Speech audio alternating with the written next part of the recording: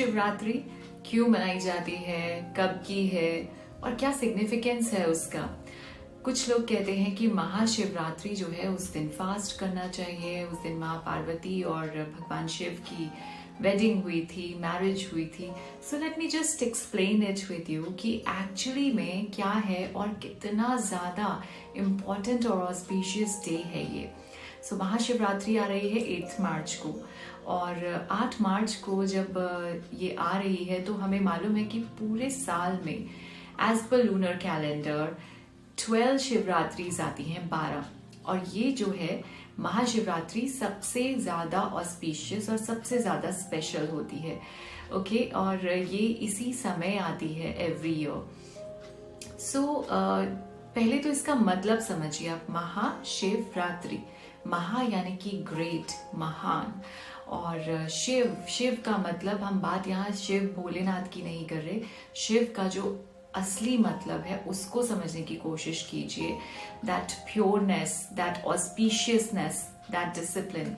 And रात्रि, रात्रि यानी कि रात, और रात जो है for whatever, whichever thing which makes you feel comfortable and take you, help you in resting, आपकी बॉडी को जो रेस्ट करने में हेल्प करती है, वो समय, उसकी बात हो रही है। सो महाशिवरात्रि।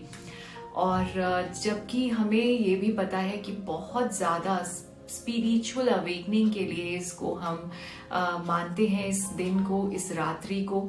और इस दिन जब आप फास्टिंग करते हैं या आप प्योर इंटेंशंस के साथ में जब इस दिन मनाते हैं, पूजा करते हैं, चैंटिंग्स करते हैं, सो जो इस दिन की एनर्जीज हैं वो एक डिफरेंट लेवल की होती हैं। And you actually feel that अगर आप प्योर इंटेंशंस के साथ इसको सेलिब्रेट करते हैं। ओके, सो महाशिवरात्रि पे जैसा हम सबको पता है कि स्पिरिचुअली हम इसको मानते हैं, मनाते हैं, अपने आप को, अपने इनसाइड को, अपने सोल को अवेकन करने के लिए जितना ज़्यादा हो सके हमारी बॉडी इस दिन हम क्लेंस कर सकते हैं। और क्लेंस, वो जो बॉडी है वो इनसाइड बॉडी की बात हो रही है, आपके इनर सोल की बात हो रही है।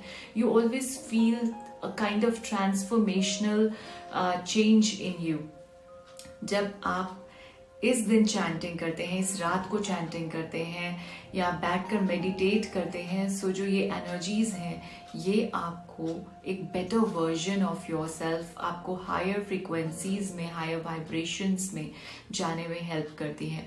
और जब हम रिलीजियसली इसका मतलब समझते हैं, सो हाँ, बोला जाता है कि माँ पार्वती और भगवान शिव की इस दिन शादी हुई थी, मैरिज हुई, वेडिंग डे। बट मेटाफोरिकली अगर हम समझें, so this is the day, wedding day of material and spiritual.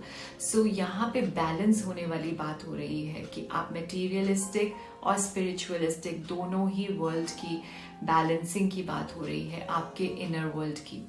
Okay, सो कैसे हम फास्टिंग करें इस दिन?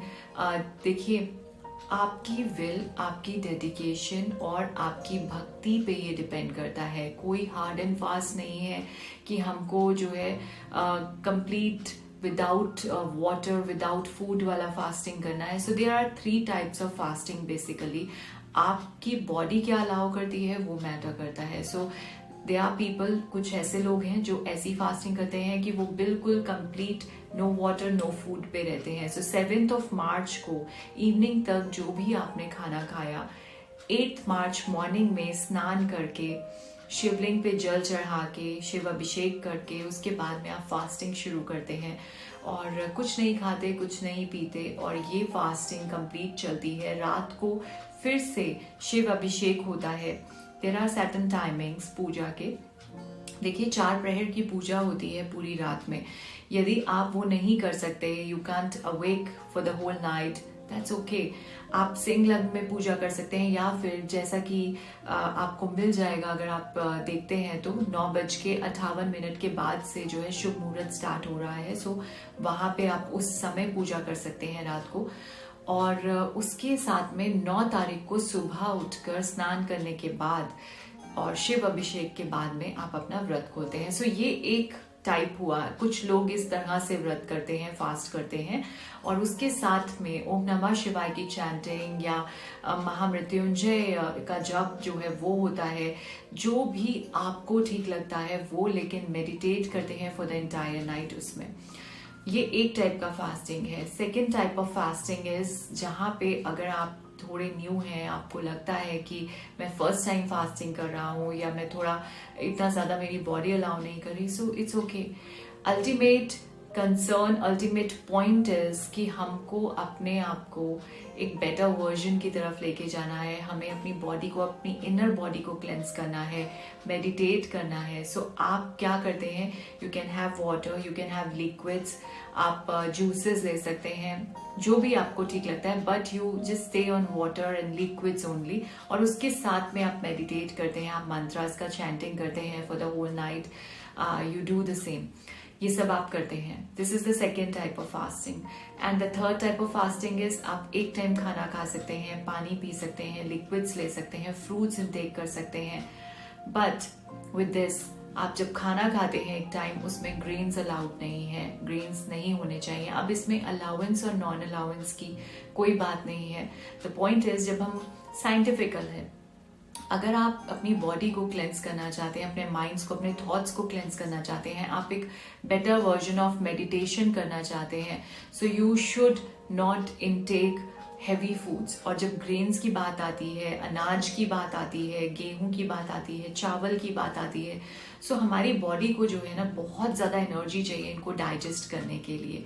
और जब हम ये करते हैं तो हम जो जप तप कर रहे हैं, जो चैंटिंग कर रहे हैं, जो मेडिटेशन कर रहे हैं, उसमें हमारा मन नहीं लगता, हमें स्टेबिलिटी नहीं आती, हम फोकस नहीं कर पाते। और ये सारे रीजंस होते हैं कि हमें नींद आती है, हमें लेजीनेस होता है, और जो हम एक्चुअली चाहते हैं जो रिजल्ट्स, वो हमें नहीं मिलते। Otherwise there is no hard and fast. तो इसीलिए बोला जाता है जब भी आप फास्टिंग करते हैं, सो ट्राई कीजिए आप फ्रूट्स, वेजिटेबल्स या फिर रॉ वेजिटेबल्स, और उसके साथ में वाटर, लिक्विड्स, आप इन सब के साथ रहें। इससे आपकी इनर बॉडी की क्लेंजिंग होती है, आपके माइंड, आपका थॉट्स जो हैं वो क्लेंज होते हैं, और आप अपने आप को बहुत लाइटर फील करते हैं। और जब ये बात होती है तो हम स्पिरिचुअलिटी के पाथ पे और एक स्टेप फॉरवर्ड करते हैं।